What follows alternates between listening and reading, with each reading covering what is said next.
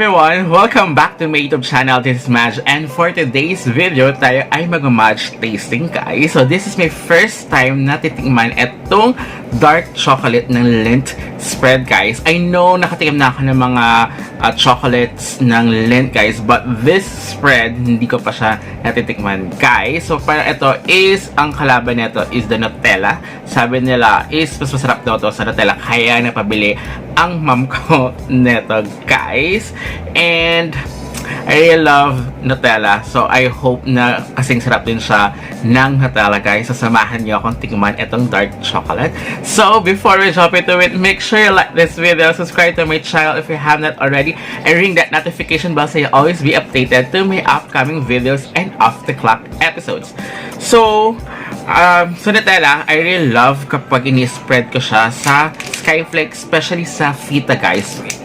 So very swak yung pag kinakain ko sila, guys, and sa mga bread, guys. But hindi ko gusto ang Nutella kapag flavor siya sa mga milk tea. I don't know why. I don't know, parang hindi sila nag-mix. Ayan. So ito, ang bango, flavor siya, guys. Meron silang hazelnut, and then this one is dark chocolate. Siguro akala ng mom ko is milk chocolate siya kasi hindi naman nakalagay kung ano siya. So upon checking, actually alam ko lang kasi is talagang mga chocolate, guys. So natikman ko yung dark chocolate ng Lindt, guys. Super sarap. And then yung other flavors ng mga chocolates ng Lindt, kasi yung dating client ko is dun siya nagtatrabaho talaga, parang sa manufacturer ng Lindt here sa Philippines. So binibigyan niya ako ng free na Lindt chocolate. So super sarap. I really love it. So ito, dark chocolate. I don't know kung magugustuhan ng mom ko kasi gusto niya is that super dark. So here, iba kasi nakalagay dito, 1 kilo. So pero nabili to kasi ni mom ko, pumunta sila ng Tagaytay. And then nakita niya nga ito. But you can purchase it sa, may nakita ko sa Lazada and sa Shopee, guys. Nag-range siya nasa 500 to 1,000 pesos. So parehas lang din ng Nutella. But of course, check natin kung kasing sarap ba siya ng Nutella. So ito, cute, diba? So, pero kasi magkaiba sila ng Nutella. Kasi sa Nutella is milk, parang hazelnut. Hazelnut flavor. Ito kasi is dark, pero may hazelnut sila, guys. So unahin muna natin kung mabagay ba siya sa Skyflake. So wala kasi akong fita here, naubos na namin kasi. So try natin. Pero so, even sa Skyflakes, sa Nutella is masarap din naman. Pero iba kasi parang mas salty yung lasa ng fita, unlike kapag etong original ng Skyflakes. So gusto ko silang ginaganyan, guys. Ayan. Kaya I love mga chocolate chips cookies, guys, or mga biscuits na diba last time inanin natin yung sa Marks Spencer. So I really love that, especially yung digestive biscuit nila, guys. Masarap. So tikman na natin.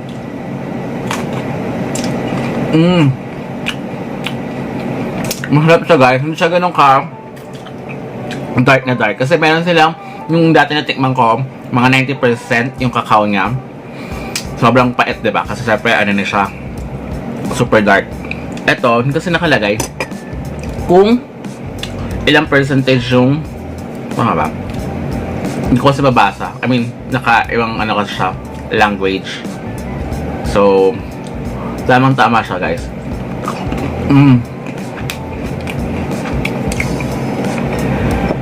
Masarap.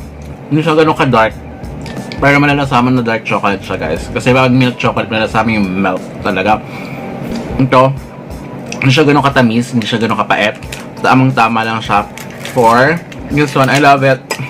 Although siguro, I really love mga chocolate. Pero kapag dating sa dark kasi, depende sa percentage ng dark, diba? Yun nga, yung natikman ko na 90%. Parang ginawa ko na lang siya ginawa siya tablea. Parang ginawa ko lang siya ng hot chocolate, para gano'n, guys. Silagyan ko na ng sugar kasi super pait talaga pag 90%. Siguro mga okay pa sa akin, mga 70%, guys. Sa Lindt kasi meron silang mga ganun, mga percentage.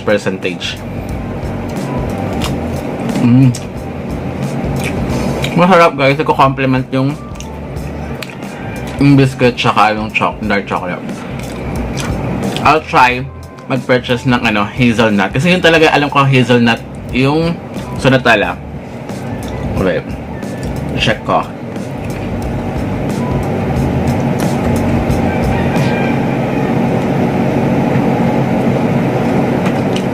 So, halos maging same price din naman sila. Pero I think mas mahal ata to. Kasi 200 grams lang siya guys. Hazelnut guys. Nutella, hazelnut. So, ang dapat ng nito is yung isa. So, I'll buy. Kasi pinapadala kami ng tita ko ng, or pag umuwi siya galing US, may dala-dala na siya Nutella. So, kaya hindi na ako nagpa-purchase sa but naubos na kasi.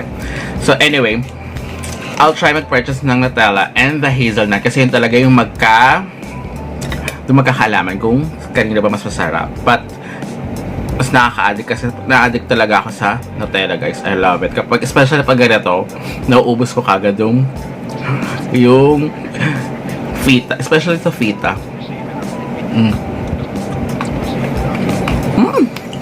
I love it. Masarap siya, promise. If you want to try, lagay ko na lang sa link.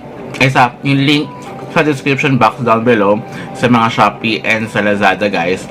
I'll try na makahanap ng mas cheaper pero nakita ko sa mga nag-range doon 500 to, but sabi ng mom ko nabili nga to sa Tagaytay around 500. Kung paano kayo pupunta ng Tagaytay, I don't know here kung meron sa mga mall guys. Siguro kung sa mall, sa international section. So, try naman natin is sa bread. Sa gardenia. Sana okay din siya.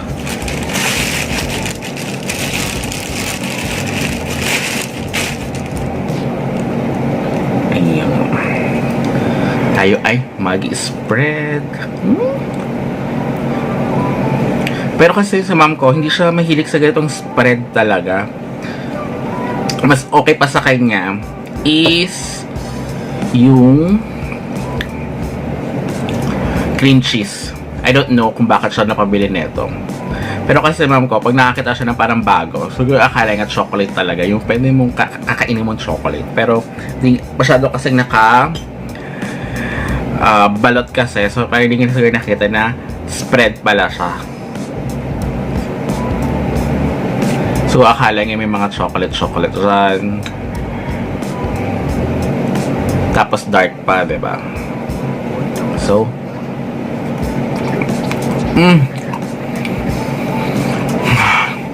masarap guys. I love it.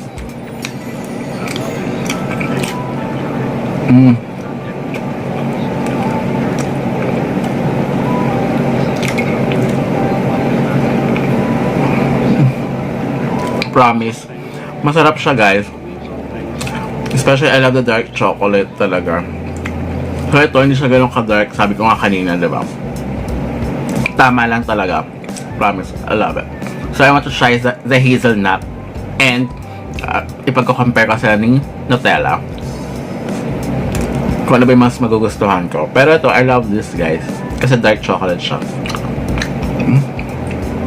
So, thank you so much. Kung gusto nyo, nasa description box down below. Until next time, goodbye!